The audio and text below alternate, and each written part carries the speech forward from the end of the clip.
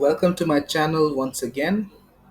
This would be the last lecture, lecture 6 of this short series on Ayurveda and nutrition, offered as a value addition course at the University of Delhi, right, at the undergraduate level. And in the final lecture, see the topics here, they are not that much in depth, okay? You will have a very surface level overview of things, and it can seem boring for this lecture. And again, certain things you might feel that we already know this. Why are you just saying it? But still, let's go and finish the series finally. So we would be talking about Viruddha Ahar. Now, Viruddh means opposing, opponent, and Ahar means food. Now, types of Viruddha Ahar. We have something called Desh Ahar. Desh means place in general, right? For example, if you see those people like our maids and servants and people who give water, when they go back to their villages they say deshe jachi, or I'm going back to my desh. That's how they call their place. Okay, so desh viruddha would include those food items which are not suitable for a particular place. Definitely things related to climate. Okay, maybe if I just go one level deeper into the social purview, we might have Desh Viruddha food items not just in terms of health but also in terms of culture or the environment where we are in, right? For example, if you have to smoke, do it outside the college, not inside, maybe. I don't know. These types of things, okay? Kal Viruddha, again, it refers to foods restricted with respect to time. It could be time of the day, depending on, like in the previous lecture, I covered that part.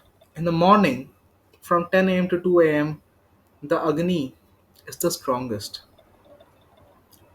And the same is for 10 p.m. to 2 a.m. at night. Now, assuming that Ayurveda normally tells by 10 a.m., by 10 p.m., you should have done your fooding already, right? So if you are having lunch, say around 1 p.m., you should have a heavy lunch because the fire inside your body is the strongest during that time. And then comes the period of Vata from 2 p.m. to 6 p.m. around that time. During this time, again, if you are having food, it should be of moderate level because the Agni would be irregular, Vata dominated time period. And in case of the Kaph dominated time periods, like from sunset time, you can say around 6 p.m. to 10 p.m. at night, or 6 a.m. to 10 a.m. in the morning, Kaph Prakriti or Kaph energies are the dominant ones. So our Agni is the weakest. Hence, if you are having dinner between 6 p.m. and 10 p.m., or having breakfast between 6 a.m. and 10 a.m., we should have a light food. And if we include Kal Viruddha in terms of Ritucharya, then that's all my previous lecture is about. How to balance the types of food that we intake based on the energies which are most dominant in the season. We have to pacify them, and we have to energize those energies which are not dominant during that season, but we need. Okay. Agni Viruddha, again, see, many points will have overlappings. Agni Viruddha, depending on the type of Agni which is prevalent inside a body right now. Is it the, okay, I just forgot the Sanskrit terms, I think, but is your Agni in equilibria? Is your Agni uh, Tikshna or strong? Is your Agni irregular? or is your Agni weak? Based on that, you can decide your food. Now, who will be able to identify how your Agni is? I think an Ayurvedic doctor who has done his BAMS degree or a master's degree as well. We are not in that position to identify things that properly. Still, Matra Viruddha, Matra means amount of food, amounts of food to be taken with respect to that, the Viruddhas which we have. Okay, for example, do not drink too much alcohol.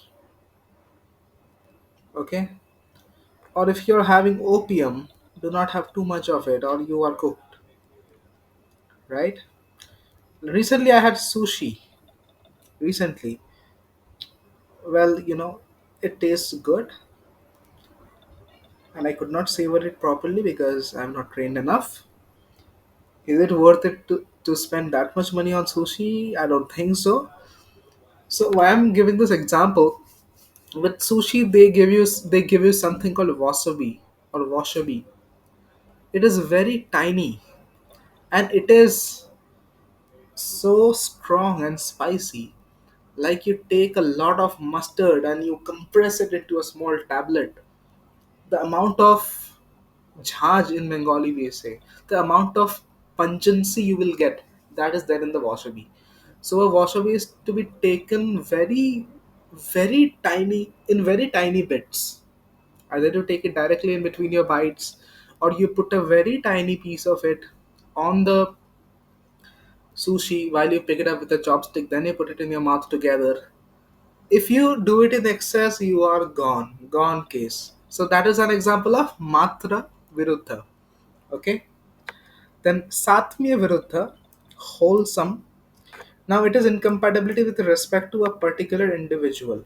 Here, wholesome means an whole individual, basically. So a particular individual may have certain bodily conditions based on which a doctor might say, don't do these things and do these things. Viruddha, in terms of that, is called Samatya Viruddha. Example, the doctor has told my father to cut off carbohydrates. So most of the time he is not having rice at all, rice or bread. He's just having the other items which are to be made in a greater amount. So for his body and the prescription of the doctor, having carbohydrates regularly, like occasionally, like recently we had what we call Jamai Shosti in Bengal. There, of course, he did have some rice, but overall, for him to have rice or any other form of carbohydrates falls under Samatya Viruddha based on his individual body. Then Dosha Viruddha, again, an Ayurvedic practitioner would be able to say the best about this. Depending on the particular dosh which you are having at some point of time, there will be restrictions of certain types of food. Okay, sanskar viruddha, mode of preparation. Basically, I really want to cook, but I'm not into cooking yet. When I say I'm not into it, which means I have not started my training and placement. Well, placement, yeah, like marriage is a placement, kind of. So, see, certain kinds of foods are not supposed to be prepared in certain ways, and that contributes to sanskar viruddha. Okay, virya viruddha is about incompatible combination. What combination? Combination of foods. Like for example, sushi is eaten with soy. It is a combination. Likewise, there are certain combinations which are not good for health because of various reasons. It could also be because the gunas which the individual food items have in them, they are opposing. So that can have other effects on our body. So that contributes to Virya Viruddha. Then Koshta Viruddha is about the digestive tract. Depending on what's the condition and strength of your digestive tract, an Ayurvedic doctor, or any doctor for that matter, homeopathy, Unani, Siddha, modern medicine, they would restrict certain foods and recommend some other things. These restrictions come under Koshta Viruddha. Avastha Viruddha denotes the health as a whole. So, as I mentioned, at least in my understanding, there are a lot of overlaps, and I truly admit that my knowledge is limited in this one. But yeah, this is how it is for now. Kram Viruddha is about sequence of eating food. Now I can't recall any known example right now, but suppose if I just give an example in terms of the traditional sequence of food which we have, say in Bengali culture, if there are bitter items like bitter gourd or neem with brinjal or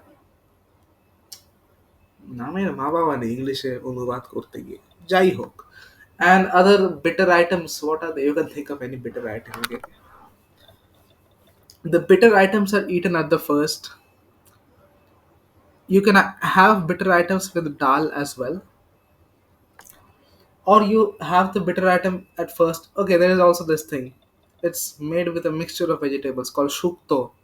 Can search this if you want to. Well, should I write this? Well, why not? Promotion of my culture. You eat this first, then you have dal. With the dal, you can have fries, some fries, potato fry or papar fry or pumpkin fry or bitter gourd fry. You can have these things which you can have together maybe. After that, you might have a veg sabzi, veg item, and at the last we normally have the non-veg items, whatever which we have, and followed by that, like see, I'm telling an extensive list. We don't eat so much every day, of course. At the last, we have chutney or curd or sweets. Now, I don't exactly know the reason of this sequence right now, but suppose you say, first I will have chicken, then I will have sweets, and at the end I will have bitter gourd, and then I will have neem with banian, not banian, brinjal, fried together.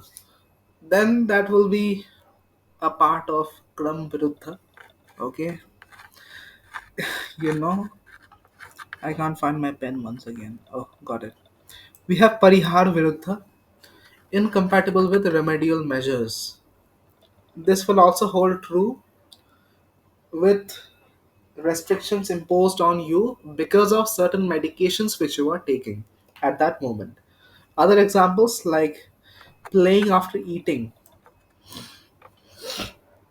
After eating, what happens is, first of all, it is recommended that do not put pressure on your tummy or do not start jumping and running and playing, because you should keep your tummy, the physical tummy of yours, as stable as possible so that the process of digestion is proper. And also, since most of the oxygen goes to the stomach after you eat, it can hinder other forms of physical activity. If you indulge too much into physical activity, I don't know, it can also cause blackouts and all, maybe, because the brain is not having enough oxygen at that time. And then drinking cold water after gargling with warm water. Now, when you gargle, what happens? The warm water, again, you know that it feels soothing to the throat.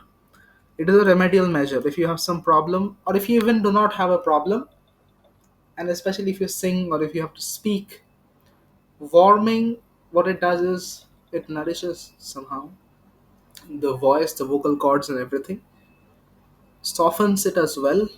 But if you immediately have cold water once again, then it is opposing the remedial measure, which is gargling or drinking something warm. So that forms a part of Parihar Viruddha. Upachar Viruddha, again, it is a we can overlap these two. So based on the treatment and medications which you're undergoing, you can have certain restrictions. Okay? Pak Viruddha. Wait, I did mention something called Sanskar. Okay, maybe Sanskar then includes more things, not just cooking. Pak Viruddha is mainly about cooking, how to not cook certain food items. Okay? Then we have Samyog Viruddha. Now, Samyog. Okay? Sam means together. Wait, Samyog Viruddha is also about combinations. Food combinations. Uh, Maybe I forgot the definition of Vidya Viruddha. Whatever. Well, everything is about combinations. Maybe Vidya Viruddha is more extensive. Please search in Google or something and comment down below, okay? So, Samyog Viruddha is about incompatibility of certain food combinations. Now, Sam means together, Yog means yog. I don't yet understand the exact definition. Now we have Yog, we have Bhog. What is Sambhog? Sambhog means love making, right? What is it not supposed to be? It is not supposed to be sex. What is it supposed to be? It is supposed to be love making. I won't comment on I won't comment a lot on this, on what's right and what's wrong, because there's nothing wrong in anything. Everyone has their own definitions of things. But just one thing which I heard, I'll just mention that.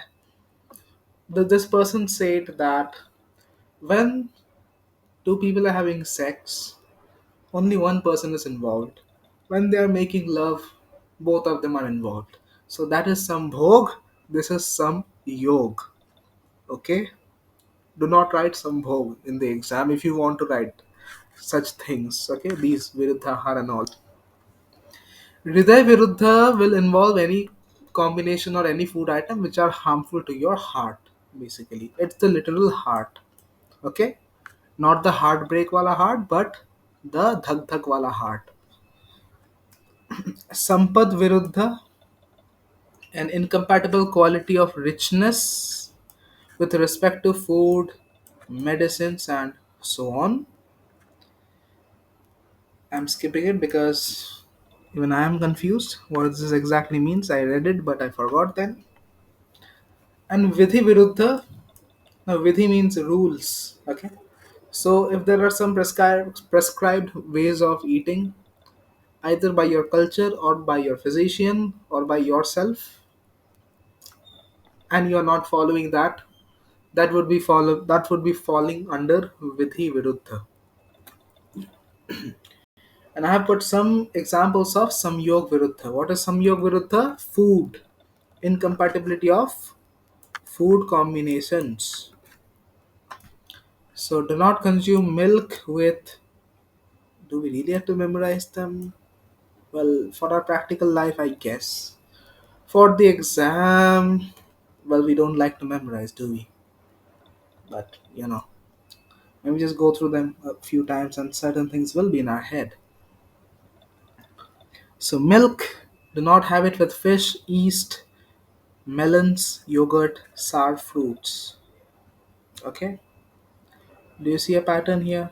Do not have milk with fermented foods and foods which have some, like yogurt is also fermented food and it has also an acidic element. Melon will also have some acidic element, I think, and sour fruits. Okay, well, it doesn't match with fish, but again, I'm just giving ways to maybe correlate things properly. This one, I think, this can be kept in mind because this is really special. Do not consume honey with an equal quantity of ghee. Okay. Do not have radish. What is the taste of radish? Astringent. Okay. Should I write it? Let me try to write it, as it will also train my handwriting. Astringent. Oh, I'm impressed with my handwriting. Not that much, but yeah. Do not have radish with banana, raisins, and milk. Okay. Do not have lemon with cucumber. milk, tomatoes, yogurt. Now, in BA parties or marriage parties, we have this thing, right? In the salad section, cucumber, tomatoes, onions, then we have lemon, we have one more thing. What am I missing? Chilies, sometimes carrots, even radishes. And if the budget is even higher, we can have other items in the salad section. One type of pasta, different types of pastas, different types of noodles, and more and more and more. Raita, right? Well, these combos are often seen together in parties and all, but it is not supposed to be taken. So, yeah, just take care of that the next time you go there.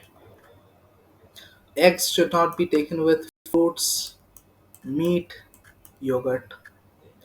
Do we care about this combination if we go to a marriage party? Well, we do not. Fruits as raita, fruits in raita, and also yogurt in raita. Egg after egg, chicken or fish. And if there is mishti doi, as we call in Bengali, that thing. Does Ayurveda recommend eating this? No. But should we give up the opportunity on that one day when we get the opportunity in a lavish marriage party? Well, I guess just before eating, chant Harir Tata Harir Bhokta Harirannam Prajapati Harir Bipra Sharirastu Bhungte Bhojayate Hari. Hey Bhagavan, please take care of my body as you always do, and maybe just dive in and cherish your food. Now, do not have hot drinks with mangoes, cheese, fish, and starch. Then, do not have grains with fruits. This can be memorized easily again. Grains with fruits, honey with an equal amount of ghee. And yogurt, don't have it with, again, fruits, cheese, eggs, milk. How to keep in mind? You can write this thing maybe. If you just keep one term in mind, you will get a lot of examples correct. And that should be enough for the 30-mark exam. Fruit raita नहीं खाना है, ठीक है, पर अच्छा तो लगता है खाने में.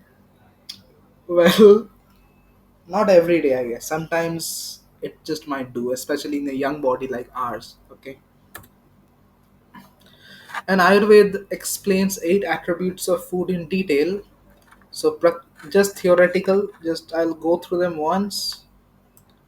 Prakriti means the qualitative characteristics of food. Karan is the processing of food. Samyog is the combination. Yeah, Samyog Viruddha. From there also you can get it. Samyog is the combinations of different food items. Rashi is the quality of food. Desh is the habitat of the person consuming the food. Now, habitat of the person means where the person is right now, or what is the condition of the body with respect to his adaptations with respect to a place. So this should ideally denote the origin of the person more, because different cultures and different places, they have different diets basically, and the diet of some other culture may not always suit one particular person. So desh would involve the attributes of the person where he or she belongs. Okay. Kal is time, like time of the day, and seasonal variation, Ritucharya, with respect to food. Upyog samstha, variable digestibility of various food items. Okay. Variable digestibility of various food items. Every food is not equally digestible. Okay, and upayokta, the person who consumes the food. Okay, and this would be the last part, the last segment. Now, stress eating, we know about this term. It is not always stress eating. It is also eating, but still causes of overconsumption of food. Overeating during meals or snacking of foods, which encourage overeating. We all snack. I think most of us we do it. Foods like breads, chips, pastries, sweets, chocolates, and so on give us a sugar surge good feeling for a short time until the sugar level crashes. Can I give more examples of foods like this? Maggie, cashews, even walnuts. I'm talking from my experience. Bourbon biscuits, any form of cream biscuit, milk bikis, dark fantasy, Oreo, Jim Jam. Not just that, any biscuit, cream cracker, Mari, then rusk, or maybe I am just a big snacker. Maybe it's not the case with everyone. Who knows? Whatever. Chocolates definitely. So when we have them, have the food basically. First of all, until the stomach is full, our body will say, "Khate raho." There's a song right by Lata Mangeshkar. Kaata laga, matching that. Khate raho until stomach is full, and we get a carbohydrate surge. Energy rises, which is short lived. As soon as it falls, we want more food, and that's how overeating happens. High glycemic index foods do not provide long lasting, stable energy, urging us to snack each time the sugar high wears off.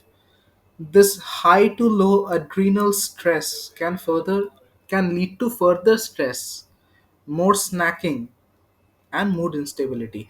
Now, what is the glycemic index? It is a numerical system. It runs from 0 to 100, and there are three categories: low, medium, and high, which measures how quickly a carbohydrate containing food raises blood sugar levels after consumption. Okay? Which food should rank the highest in this category? 100 maybe. Which food? Glucon D? Any form of glucose drink, right? Yeah, of course. Because again, glucose is the easiest one to digest because it is already in the monosaccharide form. After that, let's talk about adrenal stress. We talked about that in the previous slide as well. Adrenal stress, and as the name would suggest, it is in very layman terms when your adrenal glands get stressed. Okay, it is also known as adrenal fatigue or adrenal insufficiency when the adrenal glands, which produce a variety of hormones including cortisol. What is cortisol? The stress hormone. It becomes overworked and it is unable to function properly. Basically, if it gets too much workload over time for a continuous period, then it needs some rest and it will not be able to produce hormones to its fullest potential, at least for some time. This condition is often associated with chronic stress and can lead to a variety of symptoms and health issues. The first thing, chronic stress. Now, why does it happen? When there is stress for a prolonged period, the adrenal glands will work overtime for a prolonged period, releasing cortisol, and in turn, it will become tired and stressed out, and we get adrenal stress. Okay, then poor diet, we talked about that in the previous slide. When we eat these foods which give us a sugar high for a short period of time, it will eventually lead to stress. If there is stress, it will strain the adrenal glands. If it gets strained, it will cause adrenal stress. Everything can be correlated in this way. Lack of sleep and overwork. When we don't take proper rest and we work too much, we get stressed. If we get stressed, again, adrenal glands work overtime. If they work overtime, they get stressed. Correlation. Illnesses and infections, directly or indirectly, they can affect the adrenal glands. And emotional trauma. Now, things associated with emotional trauma are anxiety, fear, in very severe cases, seizures, panic attacks. So, if we are in a mental stress, emotional stress for a prolonged period of time, we get stressed, then adrenal glands work overtime. If they work overtime, they get stressed. And this is how adrenal stress happens in very simple terms. Let us talk about response to stress here. According to Ayurveda, each of us respond to stress in a unique physiological way based on our body type. For the Vath dominated people, they are generally lighter and more sensitive. They are governed by air. What's the other element along with air? Space or vacuum. They are more likely to stop eating and lose weight when stressed. What happens with cough dominated people, at least initially, is that we know that cough dominated people are generally bulky. They have a heavy build and they eat more. Like if we talk about those people whom we say they are prone to gaining weight and they do not put off that easily, they are cough dominated and they are governed by earth and water. They are more likely to overeat when under stress. But as you will get to know, eventually what happens is even the cough dominated people might develop lack of appetite and become like the Vata people only with time. With Pith people, it's more balanced, not on one extreme like the Vata and Kapha people. In case of loss of appetite, Ayurveda suggests eating heavier, warmer, and more oily foods such as warm cooked soups and then stews, along with sweet potatoes, cooked veggies, and whole grains during periods of stress. Spices can also help rekindle one's agni and reboot the appetite. Now, why is this? What causes loss of appetite? I think it is in the next slide. Yeah, eating disorders or loss of appetites are caused by the imbalance of Vata, which is caused by excessive and chronic stress. I'll come to this paragraph later. Why does loss of appetite happen? Loss of appetite happens when the digestive strength of the body is compromised over time. Okay, this thing will manifest into a variety of digestive symptoms and food intolerances. When the digestive strength of the body or the agni is weakened, it means food will linger in the stomach for a longer time because the process has slowed down. This will cause discomfort, gas, distress, acidity. Then we might feel we are having constipation, but actually, stools are not being formed in the body. And that's why we hear our mothers say that if we are sick, if the stool's passage is normal, that means we are on the brighter side. Okay? And why does this happen? So, see, when the body is under stress, adrenal glands are working overtime. They are asked to secrete more stress fighting hormones. And When this happens, they work overtime, they get tired, which is the stress fighting hormone cortisol. And as a result of overwork, the adrenal glands get tired. Now, if the adrenal glands get tired, will they only reduce the production of cortisol? No. It will also reduce the production of other hormones which are secreted by it, including adrenaline. Now, a base amount of adrenaline is always required by the body for proper functioning.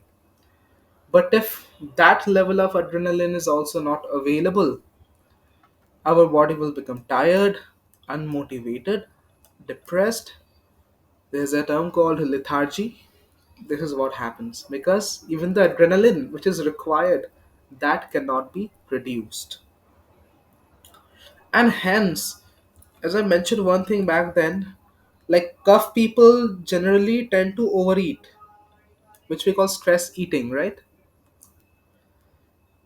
But if the stress is prolonged, that is, if the root cause of stress is not addressed, either by solving problems ourselves or by taking professional help, they will tire the adrenal glands, which in turn will weaken the digestive agni. And as a result, what will happen?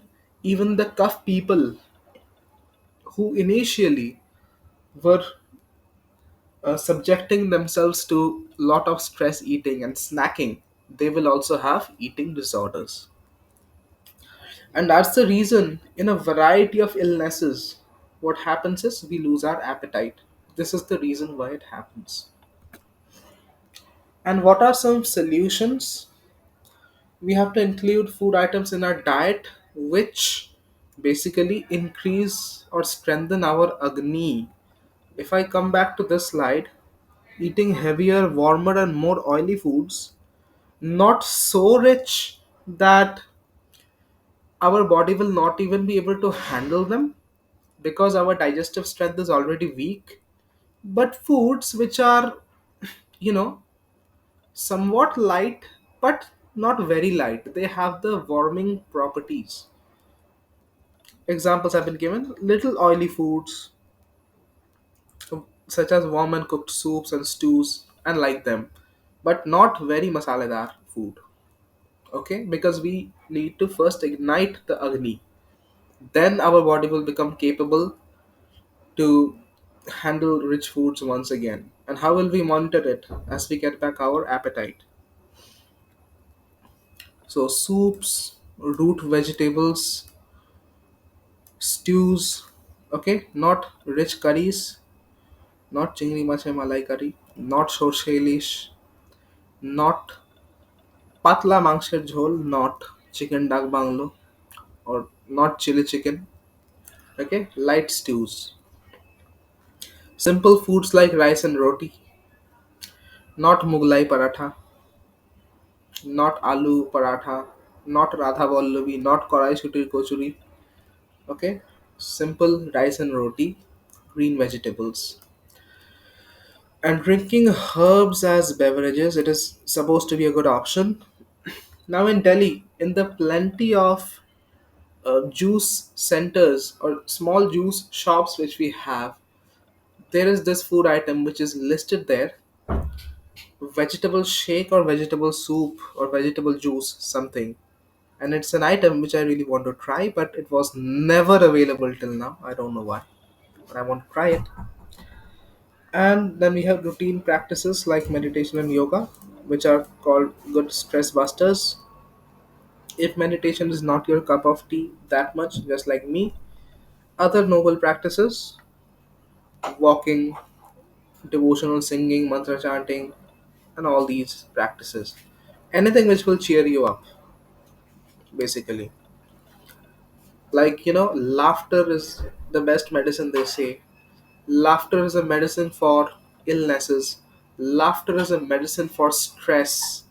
Laughter is also a drug that bonds people. You know, people in a friendship, be it people in a Filial relationship, be it people in a romantic relationship. Laughter bonds. So, should I write the word laughter here? Because it is really a good medicine. Oh, dangerous handwriting. Should I try again? Laughther. I think it's better this time. Yes. And that's why, if I just add some additional information, it's even mentioned in the Kama Sutra that love making is a process where having fun is the aim, enjoying is the aim, and as I mentioned, there's some bhog, not swabhog, and laughter should be included. People should try things such that they laugh and laugh and laugh because that creates bonding. That helps people expose their vulnerabilities to each other. That's what kills insecurities. That's what strengthens trust. Okay. One more English lesson, maybe, which I mentioned, filial relationships, right? Let me try to write the word once. Filial relationship. So, if I am not wrong or confused at this moment, the relationship of a parent towards the child is called a parental relationship, and the relationship of a child towards a parent is called a filial relationship. So, suppose you say that I want to improve my bonding, my relationship with my mother, with my father.